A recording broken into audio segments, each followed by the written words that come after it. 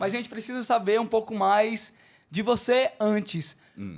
Como você veio para o Brasil? Qual foi o contexto? Seus pais são coreanos, você também é nascido na Coreia.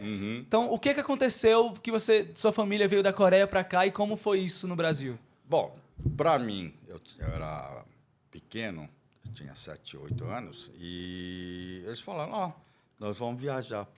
Viajar? E para onde? Eu nem sabia o que era a palavra viajar, né? E nós vamos para outro país. Vocês são de onde na Coreia? No Seul. Seul, vocês são da capital. Sim, a gente era do capital e aí eles falaram assim para mim, olha, nós vamos para um outro país e nós vamos viver lá. Só que para mim aquilo lá, não, tudo bem, para mim, desde criança assim, para mim, mudança assim, para mim nunca teve problema. Mas você entendia o porquê da mudança? Aí depois eu comecei a compreender melhor por quê. Meus pais, a Coreia era um só, né? E meus pais viviam na região do norte. E região do norte era, naquela época, antes da divisão, era um lugar mais desenvolvido, né? E meus pais, a família dos meus pais era bem de vida lá, tudo. Aí veio os comunistas, pegaram tudo. Então, eles fugiram para o sul, né? Aí depois dividiram a Coreia no meio e nós ficamos realmente na Coreia do Sul, graças a Deus. Né? E só que assim, quando meu irmão mais velho serviu exército, ele quase morreu. Aí minha mãe falou, não, eu não quero ver, somos 6 irmãos, eu não quero ver nenhum filho passando por esse perigo. Vamos sair do Brasil, sabe? Né? Vamos sair da Coreia. Aí ficou dúvida entre os Estados Unidos e o Brasil. Falaram que o Brasil é o país do futuro, então viemos para cá. Se falava na Coreia que o Brasil... que o Brasil é o país do futuro. Só que eu estou aqui mais de 50 anos e continuo do futuro. Não se concluiu. Tá chegando. Tá chegando. Calma, vai ter que ter paciência. Tem Coisa de 300 aninhos, 400 aninhos.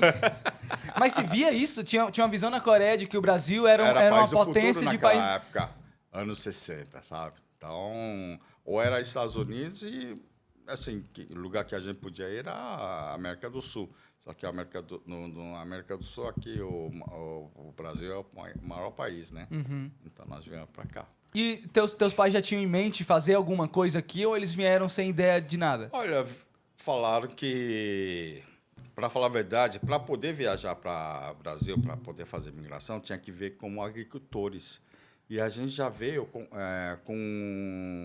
lá em Paranaguá, a gente desceu em Paranaguá, mas lá em Ponta Grossa, nós... Não, desculpa, é Cidade de Castro, depois Ponta Grossa, nós tínhamos uma fazenda lá comprada desde a Coreia. Vocês já tinham isso já antes? viemos como agricultores oficiais. Entendi. Pra gente foi... Só que assim, né? A gente era urbano, ficamos lá alguns meses, falaram, olha... Não se acostumou? Não. Aí eu falava, não, vamos deixar essas terras e vamos para São Paulo, que é a terra de oportunidade, né? Então, a gente veio para São Paulo, porque São Paulo era a maior cidade da América Latina, né? E onde tem a maior oportunidade. Então, foi uma coisa assim que é bem legal. E até então, teus pais estavam se adaptando bem ao Brasil ou não?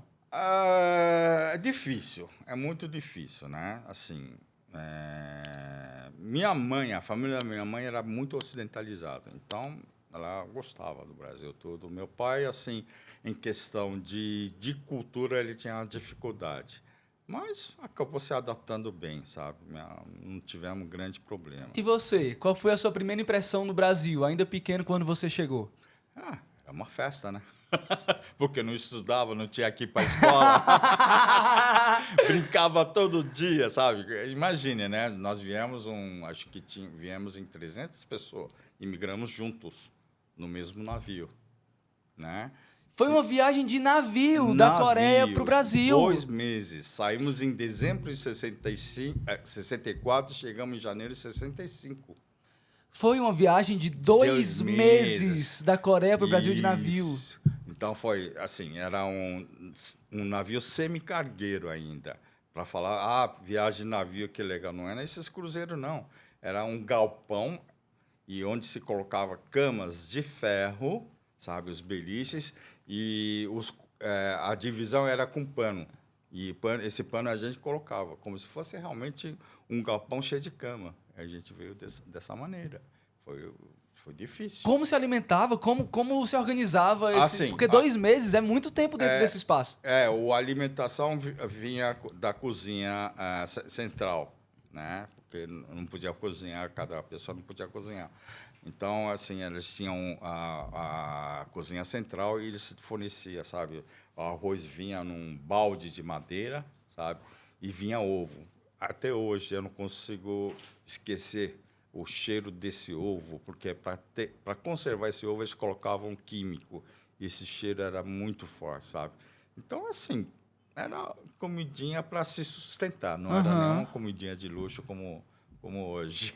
Mas quem que organizava esse navio? Tipo assim, era um governo coreano que comandava esse navio? Não. A gente veio num navio que pertencia à Holanda. Então, a gente comprou passagem. Todo esse grupo... É um navio de viagem, de fato? Não. De viagem tinha um canto de pessoas que viajam, mas era muito pouco.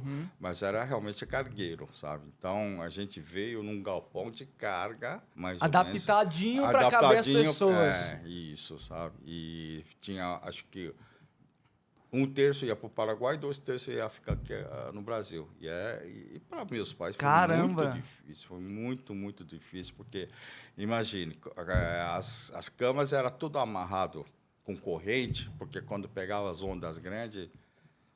Podia voar tudo, né? Podia voar tudo, sabe? E foi uma loucura. Foi uma loucura, assim. E com 8 anos? Para mim era divertido, sabe? Eu ia no depósito, brincava de guerra, brincava de pega-pega, criança, sabe? É sempre criança, né? Não tem, sabe? Você só aprontava, né? E aí, qual é a tua primeira memória do Brasil? A primeira memória do Brasil... bom, nós chegamos no Rio de Janeiro primeiro. Quando eu olhei aquela cidade, eu falei, nossa, o que é isso? Que coisa mais linda. É absurdo de bonito, sabe? E aquela realmente, para mim, lá foi super, super chocante de tanta beleza que o Rio de Janeiro é. Depois, quando viemos para o Paranaguá, né? Descemos no Porto do Paranaguá e a gente foi para a cidade de Castro. Só que a gente ia de trem. E uma coisa que foi muito marcante, quando a gente chegou na cidade de Castro e quando chegamos na estação, sabe aquela banda antiga tocando instrumento, trompete e tudo? Bumbo. Bumbo, todas essas coisas para... Tipo de marchinha, de carne. Sim, tô entendendo. Para prestigiar a nossa chegada. Ah, vocês tiveram uma recepção? Sim, isso foi muito marcante. E primeiro contato, a primeira comida brasileira que eu tive naquela época, eles chegaram com um saco cheio de lanche. Era pão com mortadela. Aquilo lá, até hoje eu sou apaixonado pelo pãozinho. Por isso que está em São Paulo, né? Que São Paulo diz que é a terra do pão com mortadela no Mercadão. Pão com mortadela. São Paulo é terra de tudo. Legal, muito legal essas histórias.